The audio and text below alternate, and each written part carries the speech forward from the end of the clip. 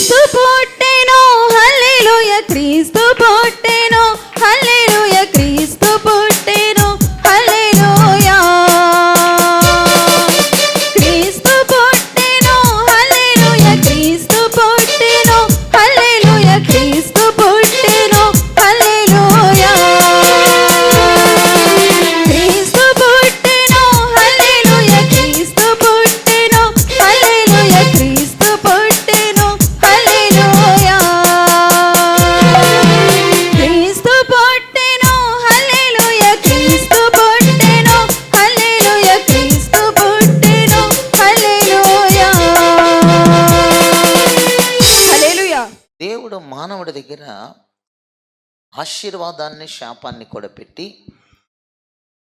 నీకు ఏది కావాలో కోరుకో. ఆశీర్వాదం యొక్క పరిస్థితి ఎలా ఉంటుంది, శాపం యొక్క పరిస్థితి ఎలా ఉంటుంది. ఆశీర్వాదాన్ని కోరుకుంటే సంతోషం ఉంటుంది, శాపాన్ని కోరుకుంటే ఎప్పుడు కన్నీళ్ళు దుఃఖము ఉంటాయి అని దేవుడు ఎక్స్ప్లెయిన్ చేసి యాజ్ ఎవర్ లైక్ నీ ఇష్టం అని ప్రభువు మన ముందు పెట్టాడు. ఈరోజు కూడా పరిశుద్ధాత్మ దేవుడు మాట్లాడుతున్న మాట ఏంటంటే, వెంబడించేవానిగా ఉన్నావా లేక వ్యతిరేకించేవానిగా ఉన్నావు? ఎవరిని వెంబడిస్తున్నావు, ఎవరిని వ్యతిరేకిస్తున్నావు? ఒకరిని వెంబడించాలంటే మరొకరిని వ్యతిరేకించక తప్పదు. ఎందుకంటే రెండు కత్తులు ఒకే దానిలో ఏమడవు. కనుక నీవెవరిని వ్యతిరేకిస్తున్నావు, ఎవరిని వెంబడిస్తున్నావు? ఒకటి పొందుకోవాలంటే ఒకటి తప్పక వదులుకోవాలి. ఎంత ఇష్టం ఉన్నప్పటికీ కూడా ఇష్టమైన దాన్ని పొందుకోవాలంటే కొంచెం కష్టాన్ని అనుభవించక తప్పదు.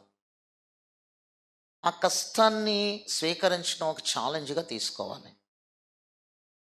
ఇష్టమైన దాని కొరకు ప్రయాసపడాలి.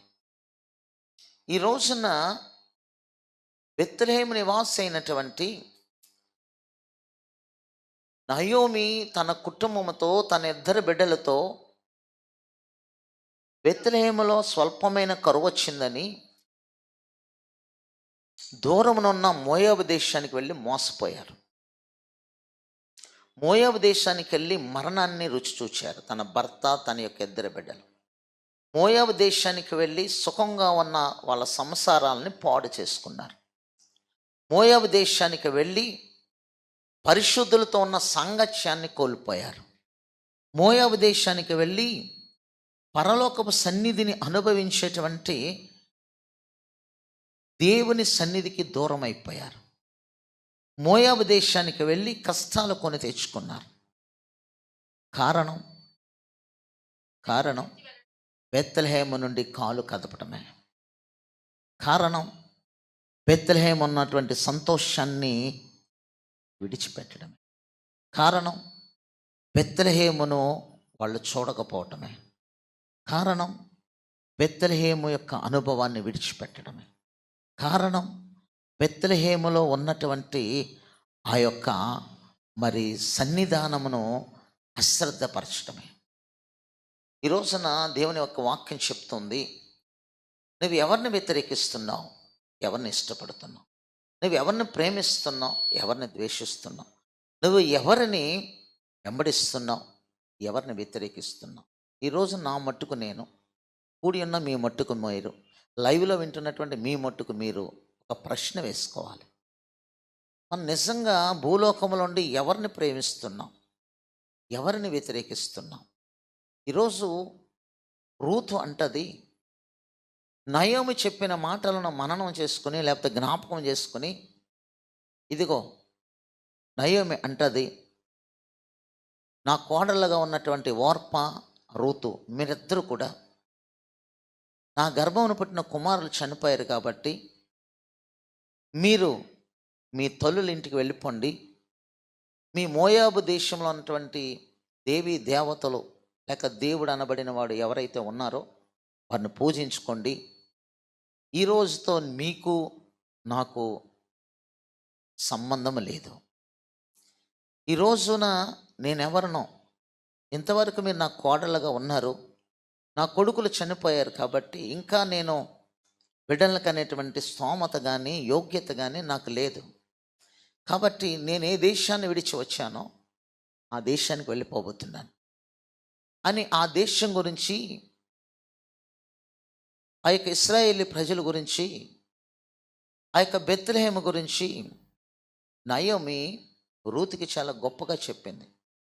మా దేశంలో పరిశుద్ధులు ఉన్నారు, మా దేశంలో ఎప్పుడు బెత్లెహేము అంటే కరువు లేనటువంటి దేశం, ఎప్పుడు మా దేశంలో సంతోషం, ఎప్పుడు మా బెత్లెహేములో ఆనందం, ఎప్పుడు మా బెత్లెహేములో సంతోషమే, సమాధానమే, విచారము, దుఃఖము, బాధలు, వేదనలు, వ్యాధులు ఏమీ లేవు. మా దేశము ప్రపంచానికే తలమానికమైన దేశం. మా గ్రామాల్లో చిన్నది కావచ్చు. బెత్లెహేము అంటే మా దేశంలో పరలోకపు నాథుడు భూమి మీద పుట్టినటువంటి గొప్ప దేశం అని బెత్లెహేము గురించి తన యొక్క కోడళ్ళతో చెప్పినప్పుడు ఒక కోడళ్ళకి ఎక్కలేదు. ఎందుకు ఎక్కలేదంటే ఓర్ప అనేటువంటి ఆమెకు లోకాశలు ఎక్కువ. ఓర్ప అనేటువంటి ఆమెకి మోయాబు దేశం మీద ఉన్న ప్రేమ ఎక్కువ. ఓర్ప అనేటువంటి ఆమెకు మరొకరిని పెళ్లి చేసుకుని సంసారం చేసుకోవాలన్న ఆలోచన ఎక్కువ. ఓర్ప అనేటువంటి ఆమెకు తన బంధువు మిత్రుల మీద ప్రీతి ఎక్కువ. కోడల స్థానంలో ఉన్నటువంటి రూత్ అంటది కదా, మరలా చదివితే ఒక్కొక్క మాట మనము జ్ఞాపకం చేసుకో. అందుకు రూతు, అత్తయ్య నా వెంబడి రావద్దనియు, నన్ను విడిచిపెట్టుమనియు, నన్ను బ్రతిమాలుకోవద్దు, నా వెంబడి రావద్దని నువ్వు మాట్లాడద్దు. ఇదిగో నువ్వు నా వెంబడి రావద్దనియు, నన్ను విడిచిపెట్టుమనియు నువ్వు బ్రతిమలాడుకోవద్దు. నీవు వెళ్ళే చోటికి, నీవు వెళ్ళేటువంటి చోటికి నేను వచ్చేదను అనగా నీ బెత్లెహేముకు నేను వస్తా. నీ బెత్లెహేము దేవుడును నేను అనుసరిస్తా. నీ బెత్లెహేము దేవునికి నేను విధేయురాలుగా మారతా. నీ బెత్లెహేములో ఉన్న నీ ప్రజలతో నేను కూడా చేరి, బెత్లెహేములో ఉన్న మందిరములో నేను కూడా నీ ప్రజలతో చేరి స్తుతిస్తా. దేవునికి స్తోత్రం కలుగును. కాబట్టి నన్ను వద్దు అన్ను అనొద్దు. నీ ప్రజలే ఇక నుంచి నా ప్రజలు. ఎంతవరకు నా ప్రజలు మోయాబు ప్రజలు, నా దేశము మోయాబు దేశము, నా యొక్క దేవుడు మోయాబులో ఉన్నటువంటి దేవుడు. ఈ రోజున నీవు బెత్లెహేము గురించి ఉన్నతంగా చెప్పావు చూసావే, బెత్లెహేము యొక్క ఆధిక్యతల గురించి చెప్పావు చూసావు. బెత్లెహేము నన్ను పిలుస్తుంది, నన్ను ప్రేమిస్తుంది, నన్ను రమ్మంటుంది. నా దేవుడు నా ముఖాన్ని చూడాలని ఇష్టపడుతున్నాడు. ఆయన ముఖాంతరానంలో దగ్గరికి నేను వెళ్ళాలని నువ్వు చెప్తున్నావే. అలాంటి దేవుడిని గురించి నేను ఎప్పుడు వినలేదు. అలాంటి దేవుడు యొక్క మాట నేను ఎప్పుడు వినలేదు. అలాంటి ప్రేమ కలిగిన దేవుడు మా మోయాబు దేశంలో లేడు. అలాంటి ప్రేమ కలిగిన దేవుణ్ణి నువ్వు తలుచుకుంటున్నావు అంటే ఆ దేవుడు నిన్ను ఎంత ప్రేమిస్తున్నాడో ఆ దేవుడు నేను ఈరోజు చూడాలి అని అంటుంది. నిజమే, నేను మోయాబు దేశానికి చెందిన దానైనప్పటికీ కూడా, మోయాబు విగ్రహారాధికురాలనైనప్పటికీ కూడా, మోయాబు దేశంలో నా తల్లిదండ్రులు ఉన్నప్పటికీ కూడా, మోయాబు దేశంలో నా తోబుట్టులు ఉన్నప్పటికీ కూడా, మోయాబు దేశమే నా దేశమైనప్పటికీ కూడా, నువ్వు చెప్తున్నావే బెత్లెహేమును గూర్చి, నువ్వు చెప్తున్నావే బెత్లెహేము దేవుని గూర్చి, నువ్వు చెప్తున్నావే బెత్లెహేములో ఉన్నటువంటి దేవుని ప్రజలను గూర్చి నువ్వు చెప్తున్నావే, ఆ బెత్లెహేము అనుభవం నాకు కావాలి. ఆ బెత్లెహేమే నా దేవుడు ఉండాలి. ఆ ప్రేమే నాకు కావాలి. నువ్వెంతగా చెప్తూ ఉంటే నేను నీతో రాకుండా ఉండలేను. ఒక్క మాట చెప్పనా అత్తయ్య, నిన్ను విడిచిపెట్టను. విడిచిపెట్టడం అంటే జరిగింది అంటే మరణమే. ఒకవేళ నాకు ముందు మరణం వచ్చినా, నీకంటే నేను ముందుగా చనిపోయినా, నాకంటే ముందుగా నువ్వు చనిపోయినా, ఆ మరణమే మనల్ని ఇరువురిని వేరు చేయలేదు. That is Jesus of love. నీ దేవుని యొక్క ప్రేమ ఏమిటో నాకు అర్థమైంది. మరి ఎందుకు వచ్చారు అత్తయ్య మోయాబు దేశానికి? మీ మామయ్య ఉన్నాడే, ముద నష్టపోడు. ఎన్ని చెప్పినా సరే వినలేదు. మీ దేశంలో ఎవరో ఒక అతను పరిచయం అయ్యాడట. మీ దేశంలో కరువు లేదని చెప్పాడట. మీ దేశంలో ఆహ్లాదంగా ఉందని చెప్పాడట. మీ దేశంలో సంబరాలు సంతోషాలు ఉన్నాయని చెప్పాడట. అందుకని మమ్మల్ని బలవంతం చేసి తీసుకొచ్చాడు. ఎంత చెప్పినా వినలేదు. అందుకనే వద్దని చెప్పినా వినలేదు కనుక మీ దేశము నా యజమానుడిని, మీ దేశము నా బిడ్డలను మింగేసింది. మీ దేశము నా యొక్క బిడ్డలు ఇరువురిని మీ దేశము నా యొక్క భర్తను మింగేసింది. ఒకవేళ నేను ఇంకా బుర్ర తక్కువ దాన్నై ఉంటే ఇంకా నన్ను కూడా మింగేస్తుంది. నేను చచ్చిపోక మునిపే ఈ దేశాన్ని విడిచి వెళ్ళిపోవాలనుకుంటున్నా.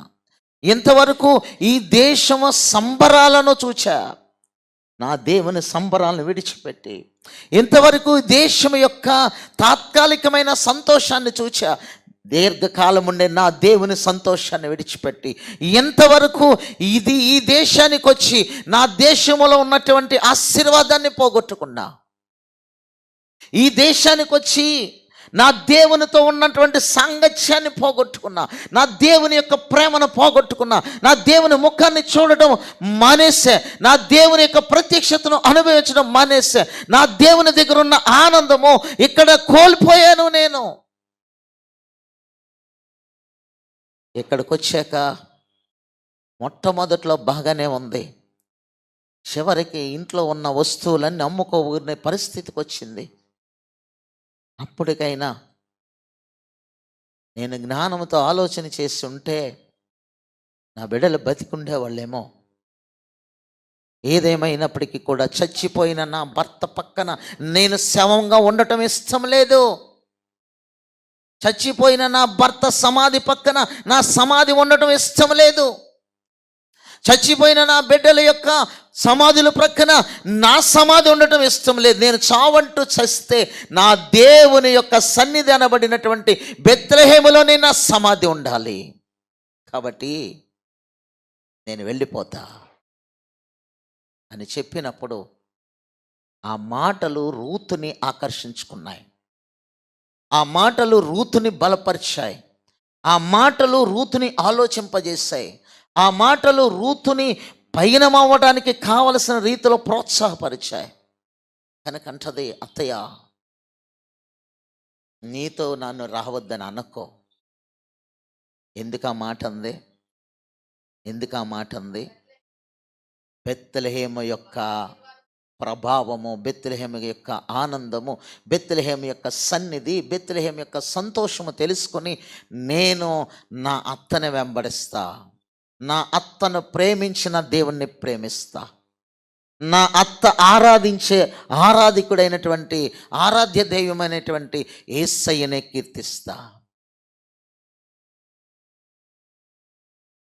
అని చెప్తుంది.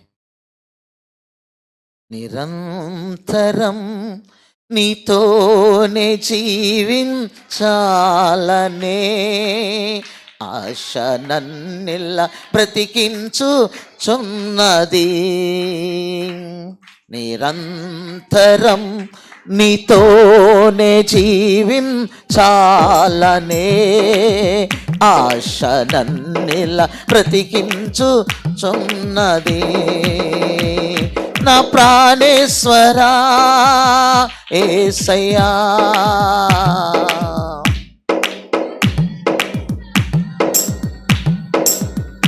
యేసయ్యా,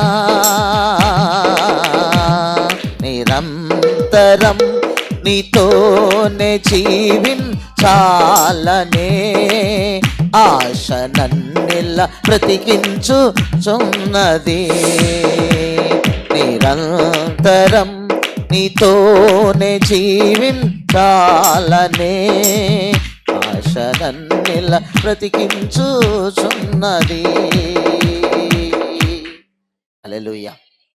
చిన్న పుస్తకంలో లేదు, ప్లేస్ సరిపోక రాసిన పాట తీసేశాం. నాకు చాలా ఇష్టమైన పాట.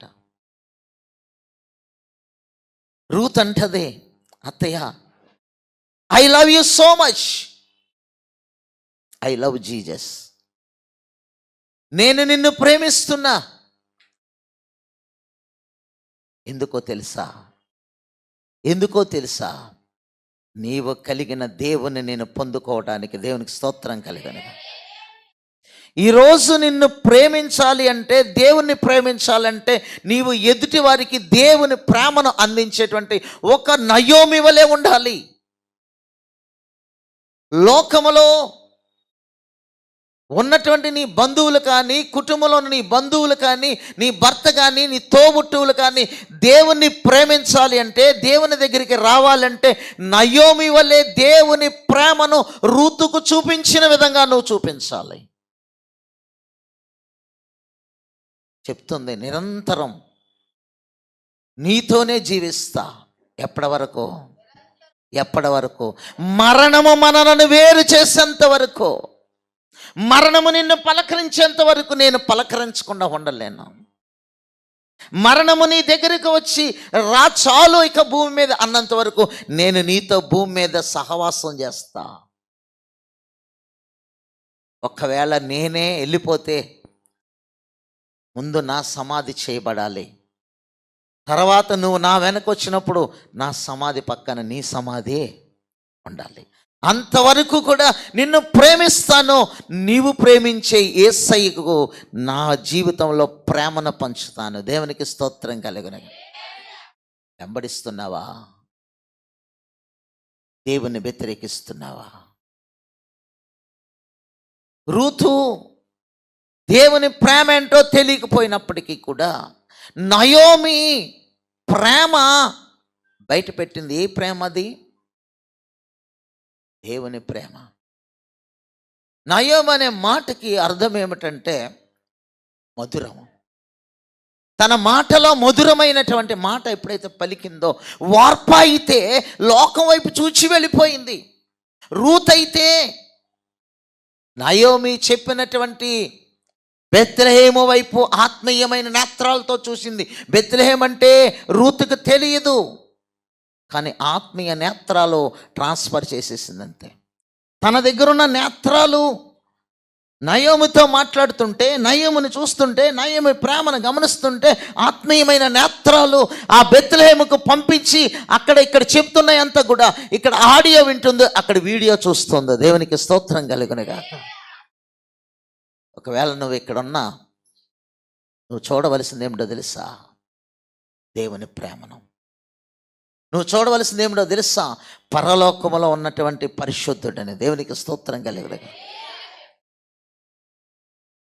దేవుడు మనల్ని ప్రతిష్ఠించుకున్నాడండి. ప్రతిష్ఠించబడిన వాడు అంటే ప్రత్యేకించబడిన వాడు.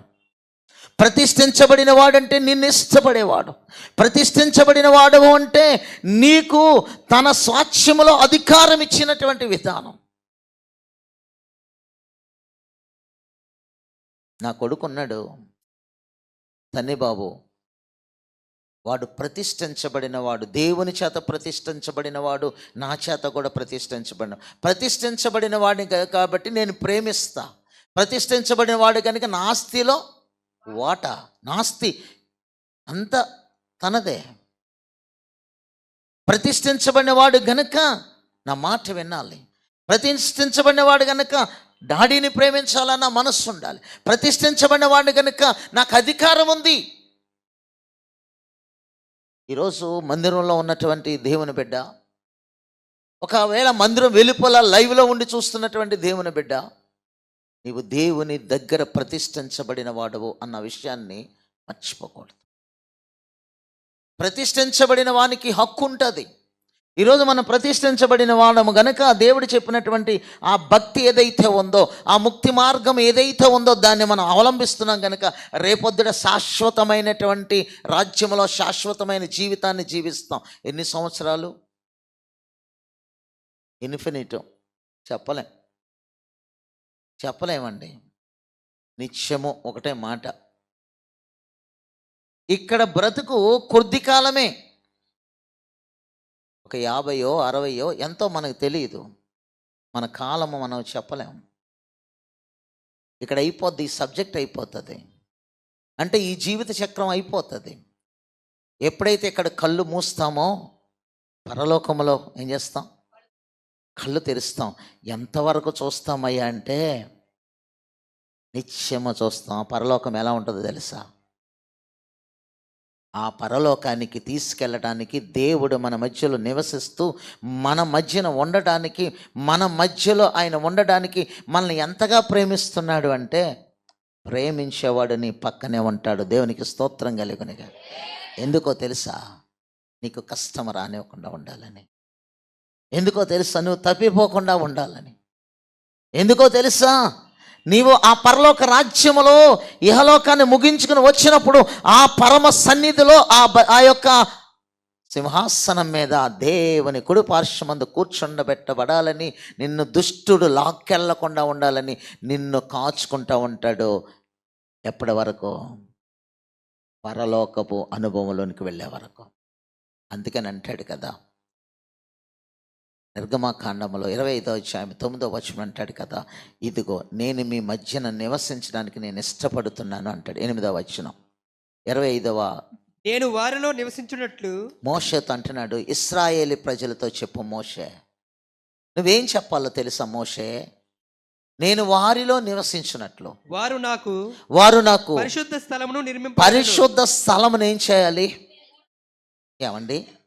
ఆకాశ మహాకాశాలు పట్టజాలని దేవుడు, పరలోకపు సన్నిధిలో నివసిస్తున్న దేవుడు, కోట్ల దేవదూతల మధ్య నిత్యము యెహోవా పరిశుద్ధుడు పరిశుద్ధుడు పరిశుద్ధుడు అని వేవేల దూతలు, కోటాను కోట్ల దూతల మధ్యలో హల్లెలూయా నాదముతో పొగడబడుతున్న దేవుడు ఆ పరలోకపు సన్నిధిని విడిచిపెట్టి భూలోకానికి వస్తాను అంటున్నాడంటే నీ మీద ఎంత ప్రేమో. ప్రభునందు ప్రియమైన దేవుని పిల్లలారా, ఈ బ్లెస్సింగ్ ఛానల్ ద్వారా దేవుని ప్రత్యక్షత అనే కార్యక్రమాన్ని వీక్షిస్తున్నందుకు మీ అందరికీ ధన్యవాదములు. ఈ కార్యక్రమాన్ని మీకు అందిస్తున్నందుకు సంతోషిస్తున్నాము. ఈ భారభారతమైన పరిచర్యలో మీ వంతుగా మీరు కొద్దిపాటి ఆర్థిక సహాయాన్ని అందించుటకు మీ వంతుగా గుప్పులు విప్పాలని కోరుతున్నాము. కనుక మీ కానుకలను ఫోన్పే ద్వారా పంపి ఆశీర్వదించబడాలని కోరుతున్నాము. దేవుని మిమ్మల్ని దీవించునుగాక. ఆమె. మా చిరునామా reverend doctor KJR Polaraj garu, New Jerusalem central church, Saidilpeta, Mendapeta. Doctor BR Ambedkar, Konaseema district, Andhra Pradesh. మా సెల్ నంబర్స్ 9676497742 మరియు 9618277996.